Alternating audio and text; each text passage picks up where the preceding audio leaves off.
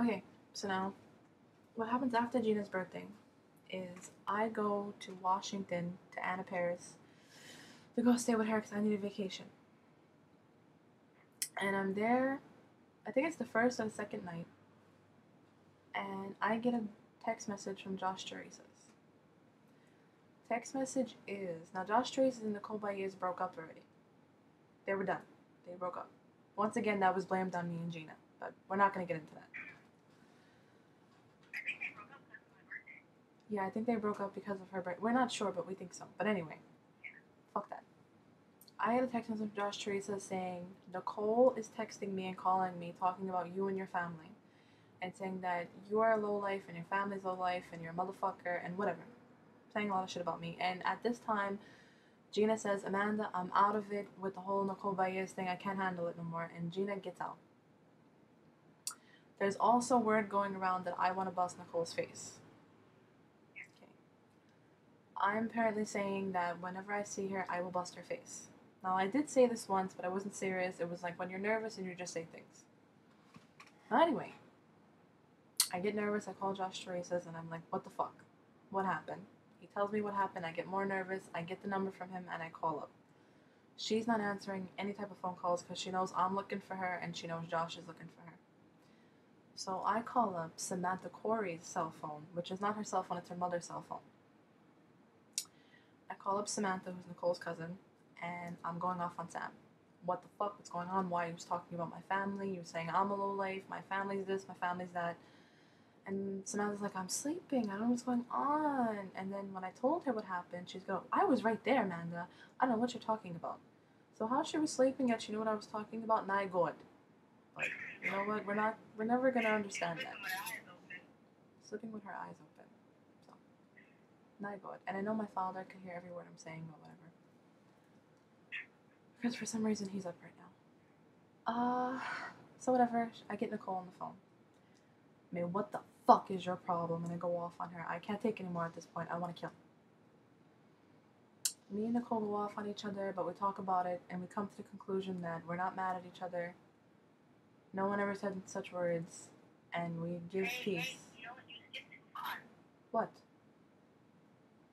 We forgot to do the part where I seen Nicole in Danny Valley's house. And Gina also seen, before this happened, she's seen Nicole at my Uncle Danny's house, our Uncle Danny. And they went up in a room together, and Nicole was like, so where's Amanda? Why aren't you busting my face? And what else did she say? No. See, it all started off like this. Pat brought us into the room together. And I'm not even looking at her in the face. My back is turned to her, and I said, where's Stephanie? And she comes up with, she was scared. She didn't want to come. So I turn around and I say, so what, you wasn't scared? You put yourself to come. You knew I was coming. And she said, why should I be scared of you? I didn't even do anything. I don't even know why you're mad at me.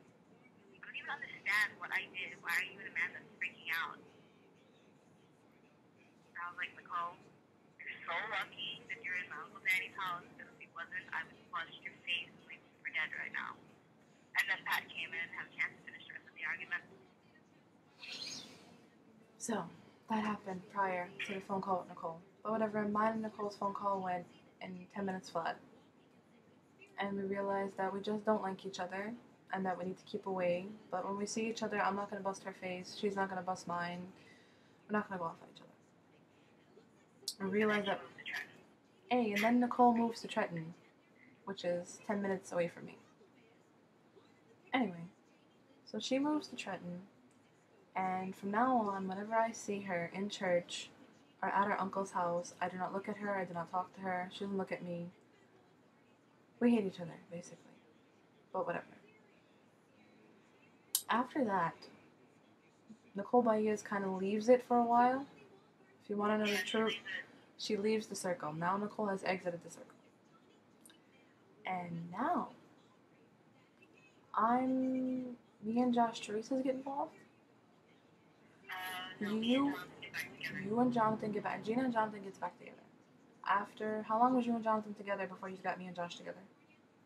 Me and Jonathan was together for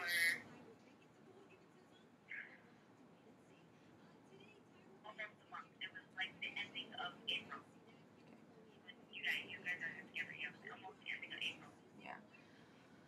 So, me and Josh, Gina and Jonathan hook up me and Josh.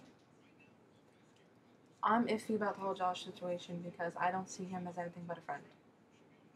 But whatever, we try it. At the time. At the time. So, whatever, me and Josh don't even make it 2 weeks. But before we break up, I click in. No, I don't click in nobody yet. No, guess what? We took Josh too far. Me and Jonathan get back together and we start talking. Mm-hmm. And Jonathan goes and asks me, do I have any broads? I was like, what kind of broads? He goes and he says, any broads like around 12, 13. I was like, for who? And he goes and he says, Paul BQ. And the only broad I have 12, 13, nothing I'm thinking of Banner because she don't go out boys. The only broad I have is Corey Wayno. Well, alright, well, I'm going to keep clicking Paul. You try and see if you can Corey Wayno on the line. So Jonathan goes and clicks in Paul BQ. And I talked to Paul BQ. That was the first time I ever talked to him. After that, every single night of me and Jonathan being on the phone, Paul BQ was there. So Paul BQ is in me